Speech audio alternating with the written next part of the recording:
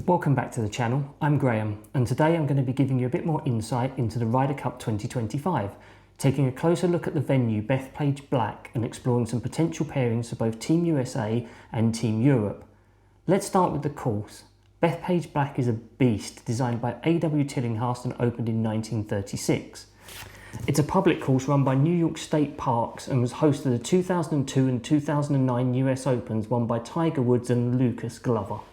It also staged the 2019 PGA Championship where Brooks Koepka came out on top. At 7,465 yards with a slope rating of 155 and a course rating of 77.5, this place is no joke. To put this into context for amateur golfers, and having put these details along with a handicap index of 10.0 into the USGA calculator, a 10 handicapper would get 20 shots on the championship tees at Bethpage Black. Even myself with a current 3.1 handicap index would get 11 shots. No wonder there is the famous warning sign at the course.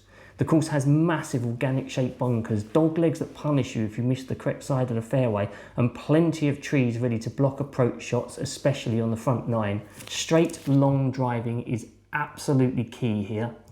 Now, the course hasn't hosted the world's best since 2019, so how relevant those stats are is up for debate, so I'm not going to reel off a bunch of them here.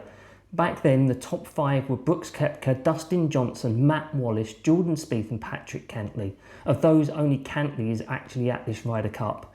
As for this year's Ryder Cup field, here's how they fared in 2019. Cantlay tied 3rd, McIlroy and Lowry tied 8th, Schauffele tied 16th, Rose and Burns tied 29th, Fitzpatrick tied 41st, Fleetwood and Hatton tied 48th, Spawn tied 54th, and Rahm and DeChambeau both missed the cut.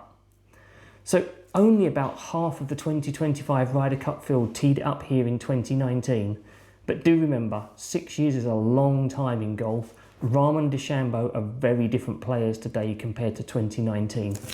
Let's now look at my holes of interest.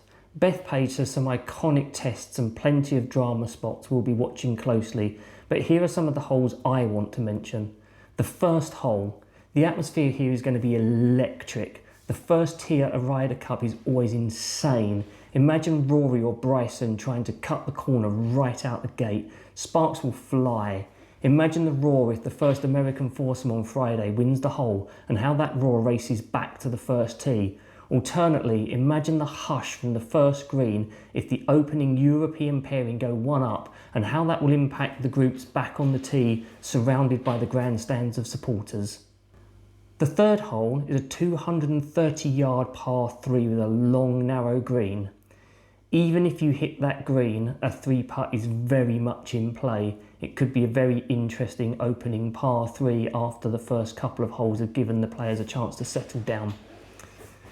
The 9th hole looks simple, but it is a bit of a trap. It's a really wide fairway, yes, but if you miss it, you're in serious trouble. 12th hole, over 500 yards and a par 4. It was one of the toughest on the course during the 2019 PGA Championship. The 13th hole is a monster at over 600 yards. Some players might go for it in 2. Rory, DeChambeau, I'm looking at you, but don't expect many to succeed. The 17th hole is another long par 3, and at this point in the round, even more intimidating. It's 207 yards with a sideways green and bunkers everywhere. It's a tough up and down from the bunkers if you miss the green, and under Ryder Cup pressure, this could be a make or break hole. And finally, the 18th hole. It's the finisher. Just over 400 yards, but with bunkers and rough lurking on both sides.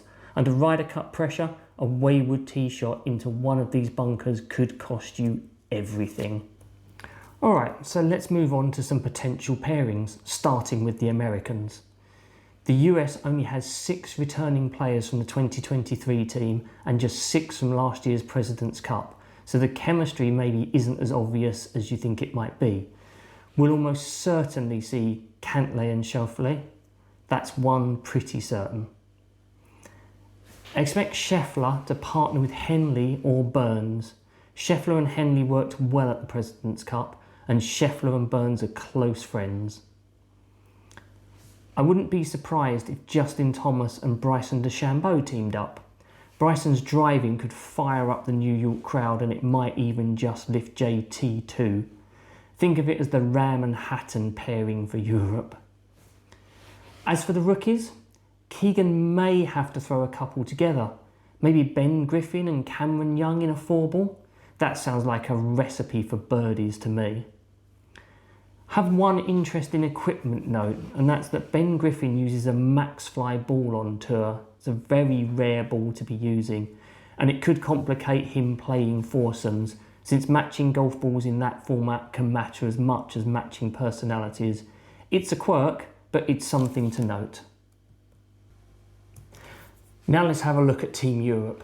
Europe is essentially rolling out the same side as 2023, with just the small swap of one identical twin for the other. That makes predicting pairings a bit easier.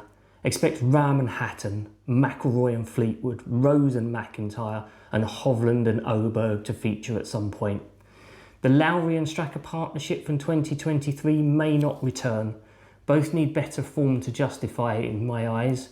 And having heard Luke Donald speak recently, obviously with Sepp Straka's wife having had a premature baby, obviously we wish them both the best.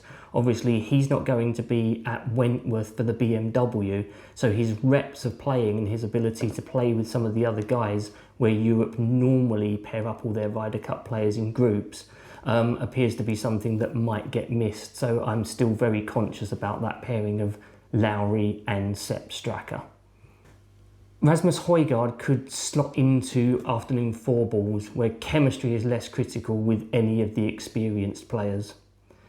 And we might even see Fitzpatrick alongside Rory for a match or two, hopefully to help improve his Ryder Cup record.